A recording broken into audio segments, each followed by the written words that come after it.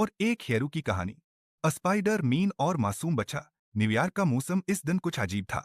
आसमान पर काले बादल छाए हुए थे और हवा में बेचैनी सी महसूस हो रही थी। शहर की मसरूफ सड़कों पर हर कोई अपनी दुनिया में मसरूफ था।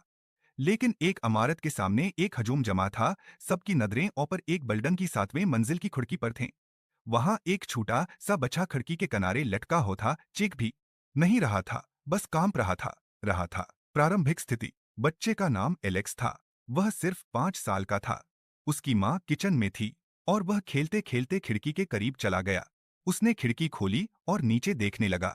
अचानक उसका तवाजन न बगड़ा और वह खिड़की से बाहर लटक गया। नीचे खड़े लोग चीखने लगे।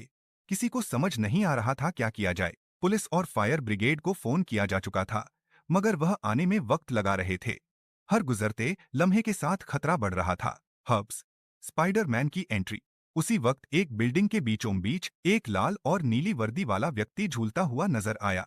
वह कोई आम इंसान नहीं था, वह था स्पाइडरमैन। स्पाइडरमैन को जब खतरे का सिग्नल मिला, वो फौरी तौर पर अपनी वेब के जरिए उस जगह पहुंचा। खतरे का सिग्नल मिला, वह फौरन अपनी वेब के जरिए उस जगह पहुंचा। उसने सूरत हाल को देखते ही फौरन प्लान बनाया। उसने सूरत ए हाल को देखते ही फौरन प्लान बनाया। नीचे खड़े लोग हैरत से इसे देख रहे थे।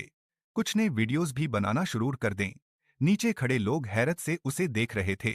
कुछ ने वीडियो भी बनाना शुरू कर दिया। एक सोचा एक सोचा समझा गया योजना। स्पाइडरमैन ने एक पास की इमारत से अपनी वेब फायर की और धीरे धीरे हवा में झूलते हुए बच्चे की खिड़की की ओर बढ़ा।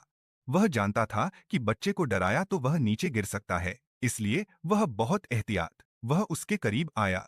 जब वह बिल्कुल बच्चे के करीब पहुंचा तो कोमलता से बोला, अरे छोटे दोस्त, घबराओ नहीं, मैं तुम्हें लेने आया हूं। बच्चा शांत हो गया और स्पाइडरमैन ने अपने एक हाथ से मजबूती से बच्चे को थामा।